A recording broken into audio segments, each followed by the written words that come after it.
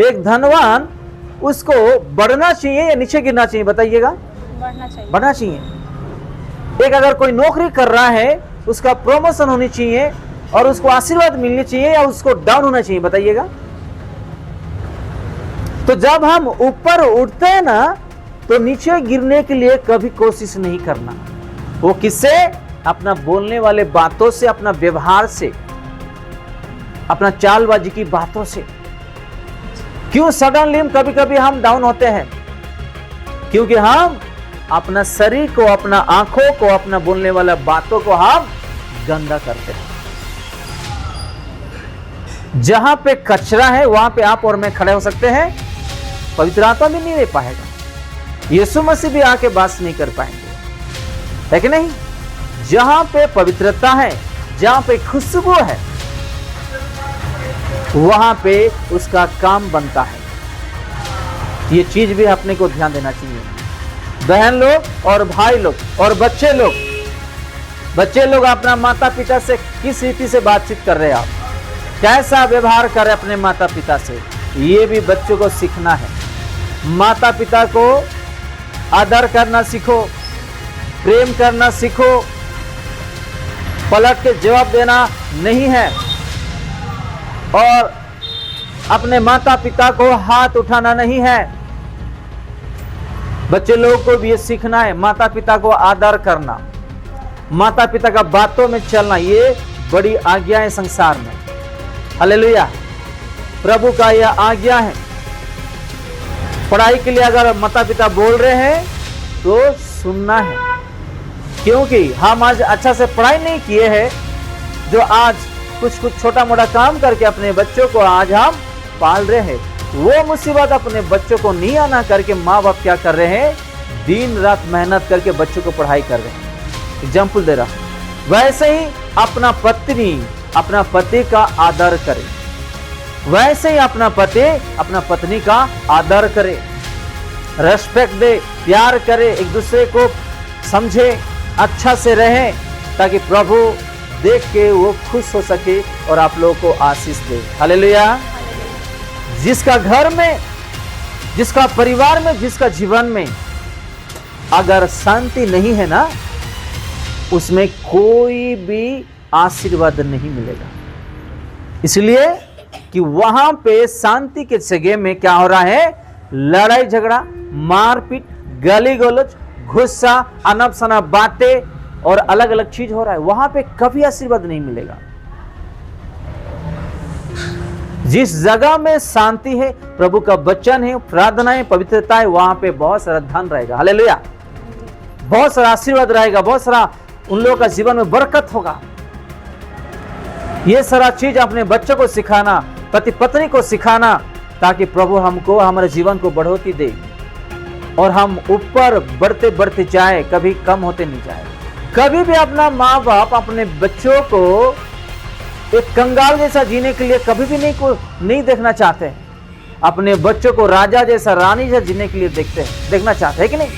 तो अपना ये यहोवा प्रभु यीशु मसीह भी यही चाहते कि हम ज्यादा से ज्यादा आशीर्वाद के साथ हम बढ़े और ऊपर उठे, वो देखे खुश हो सके। हम रोज प्रभु मेरे पास पैसा नहीं है, हम रोज यही बोलेंगे काम नहीं है, हम रोज यही बोलेंगे खर्चा हो गए, बीमारी है, लड़ाई हो रहा, यही बोलते रहेंगे। प्रभु को अच्छा लगेगा सुनने के लिए? अपना बेटे बेटी माँ बाप को कंप्लेन देते रहते हैं, मम्मी डैडी ये मेरे को मार रहा है, ये गाली दे रहा है, ऐसा डेली बोलते जाएंगे तो सुनने वाले को भी बुरा लगेगा, अच्छा नहीं लगेगा।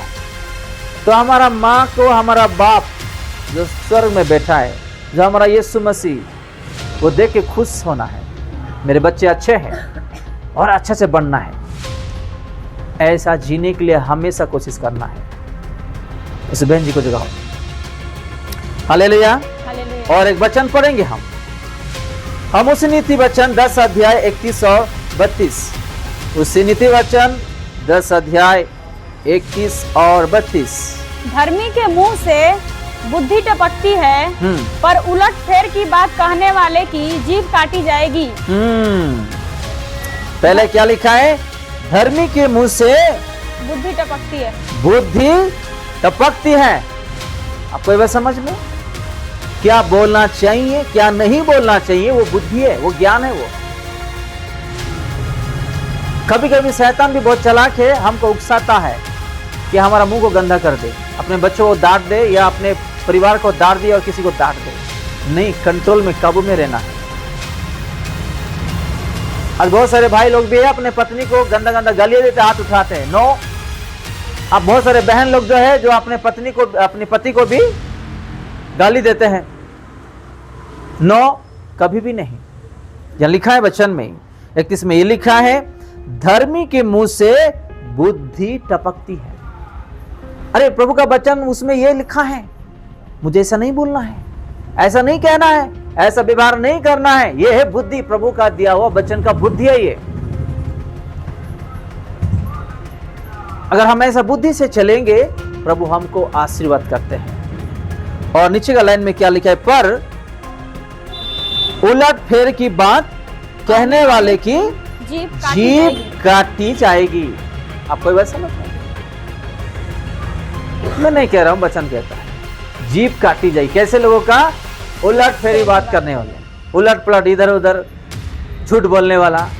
मैं नहीं कहा हूं, ऐसा नहीं कहा, ऐसा नहीं कहा। और किसी को गाली देते, किसी का बुराई कर देते हैं, परिवार में झगड़ा लगवा देते हैं, ये सारा चीज करवाते हैं। ये उसका जीभ काटी जाएगी, उसका जीभ काटी जाएगी। मैं एक छोटा गवाही देना चाहता हूं। एक भाई कलीसिया के दृष्टि में, पास्टर का दृष्टि में, विश्वासी का दृष्टि में एक भाई बहुत भोलापन जी रहा था। क्या? भोलापन। अच्छा गाना गाता था, स्टेज में वचन पढ़ता था, प्रार्थना को देने के बाद भी प्रार्थना करता था। लेकिन एक जो बुराई था उसका जीवन में, वो प्रभु जानता था। क्या है पता है? छिप छिप के वो गुटखा खाता था।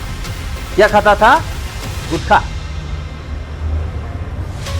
प्रभु ने बहुत साल उसको मौका दिया, क्योंकि ये स्थान में मुझे भी वचन बोलने के लिए डर लगता है। ये पवित्र स्थान है, प्रभु का उपस्थिति यहाँ रहता है, पवित्र आत्मा का और स्वर्गीय दूत का उपस्थिति यहाँ रहता है। तो इस स्थान में कोई भी, चाहे मैं हूं, चाहे और विश्वासी कोई भी हो जाने दे, हम अपना पवित्र आत्मा को, अपना पिता को, प्रभु को रेस्पेक्ट करना है। डर यानी कि ऐसा डर, इंसान का डर नहीं, अपना सृष्टिकर्ता का डर अपने हृदय में रहना है। तो वो गुटखा खाता था। एक दिन ऐसा हुआ कि कैंसर आ गया उसको। क्या आया? कैंसर आया। बहुत जगह में इलाज करने लगाया, इलाज नहीं हुआ, पैसा खत्म हो गया। उसको गांव लेके गए। जब गांव में एक 20 दिन रहा, उसका माँ, खुद का जन्म देने वाला माँ, उसको कहा बेटे मेरे घर में नहीं रहना। उसकी दादी भी कह दिया बेटे मेरे घर में रहना। क्यों? अगर तू इसमें रहोगे, इस स्थान पर, तो आपका जो कैंसर है हम में भी हो जाएगा। उसका पत्नी भी कह दी कि आप मेरे साथ नहीं रहना, मुझे भी बच्चे हैं, मेरे बच्चे को भी कैंसर हो जाएगा। घर से उसको बेदखल कर दिए, निकल दिए, उसको बाहर कर दिए। फिर आया, एक भाई ने फोन किया, हम गए प्रार्थना को। एक छोटा कमरा में था, चादर उड़ के था। जैसे ही एक दरवाजा खोला, 2 दरवाजा रहता है, एक दरवाजा खुलते ही वो अंदर से ऐसे स्मेल आता है, गंदगी का स्मेल, कि आप खड़ा भी नहीं हो सकते हैं। पास्टर अम्मा के साथ हम अंदर गए। वो बोलने लगा, जब बोलने लगा, ऐसे बोलने लगा, यानी कि नमस्ते बोलने लगा, जैसे मुंह खोलने लगा, ऐसा बब्बू, ऐसा गंदगी का जो स्मेल है, आप खड़े नहीं सकोगे। और बोलते समय इसका चादर थोड़ा हट गया, वो ढाका था, ऐसा कवर किया था, ऐसा हट्टा खट्टा यंग था, बहुत खूबसूरत था वो लड़का। एक ही बेटी, उसका पत्नी बहुत खूबसूरत है। जैसे ही वो बोलते गया, चादर थोड़ा नीचे गिरा, उसका पूरा चेहरे में स्किन पूरा है ना निकल गया, और पूरा इतना गंदगी का जो स्मेल आ रहा है। क्या हुआ हम पूछे उसको, क्यों ऐसा आप हो गए? तो बताया ऐसा ऐसा है। तो प्रभु भी हर एक को समय देते हैं सुधर जाने के लिए, उस आदतों उस पापों को छोड़ने के लिए। चाहे आप किसी को गाली दे रहे, या गुटखा खा रहे, या खैनी खा रहे, या दारू पी रहे, या किसी का बुराई कर रहे हो, या आप क्या कर रहे हो, हर एक का एक समय रहता है। जब वो समय क्रॉस हो जाता है, प्रभु भी परीक्षा ले आते हैं।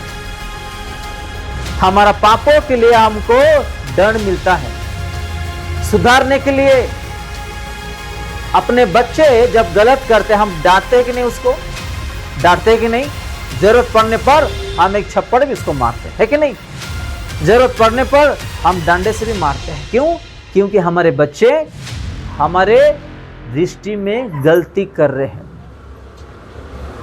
जिसने हमारा पापों के लिए जीवन दे दिया, वो क्यों हमको दंड नहीं देगा? बताओ, क्यों परीक्षा लेकर के नहीं आएगा? क्योंकि हम परीक्षा आने से हमको उससे दूर होने के लिए नहीं, हमके अपने आप को क्या करना है? सुधार, परिवर्तन, वो आदत छोड़ने के लिए है। हालेलुया। आपको ये बात समझ में? ये हर एक विश्वासी को जानना बहुत जरूरी। परीक्षा आने से प्रभु हमको दंड दे रहा है। अरे हम गलती किए हैं, पाप किए, इसलिए हमको दंड आ रहा है, परीक्षा आ रहा है। अय्यूब ने पाप किया था क्या? बताओ।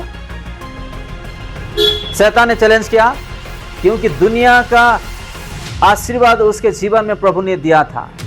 आपने उसको आशीर्वाद दिया था, इसलिए आपको मानता है। आप सब हटा दो, आपसे वो दूर हो जाएगा, आपको इनकार करेगा। सही है? मेरा अय्यूब सीधा साधा है, इस पृथ्वी का उसका जैसा कोई है नहीं इस पृथ्वी में। शैतान ने कहा हाँ ऐसा है, ठीक है, नष्ट करो, जो भी करना है कर ले। कर दिया। उसके पत्नी के द्वारा भी उसको ऐसा बात बोला कि आपने पाप किए होंगे इसलिए सारा चीज हो रहा है। आपका प्रभु को मुंह से गाली दो, छोड़ दो। देखो, हर चीज नष्ट कर दिया। अय्यूब प्रभु को एक बात भी नहीं बोला। तो क्या किया? लास्ट में पत्नी के द्वारा शैतान उसको अटक किया। फिर भी अय्यूब ने कुछ नहीं कहा। अभी हो गया तेरा परीक्षा, जा, मेरा बेटा यही है। हालेलुया। कर लिया ना, तो अभी चल चल इधर से, और नहीं। उसके शत्रुओं को उसके पैर में लगे खड़ा करते हैं। हालेलुया। जो भी भेड़ बकरी, जो भी सोना चांदी, जो भी खो गया, घर खो गया, बच्चे भी मर गए, अगर अय्यूब का जीवन में आप और मैं होता तो क्या होता? आज हम यीशु मसीह को अपनाते ही इतना परीक्षा आ गया है, बीमारी आ गया है, पैसा खो गया है, और नौकरी खो गया है, ये हो गया वो हो गया बोल के हम भाग जाते हैं। अरे आप परीक्षा में तो चलो, पास हो जाओ। पहले जो रखा है सामने, उसका जो आशीर्वाद है दुनिया में और कहीं नहीं मिलने वाला, आपको किसी इंसान भी आपको नहीं देने वाले, या आपका पति पत्नी बच्चे भी नहीं देंगे, वो ऐसा आशीर्वाद करेंगे। हालेलुया।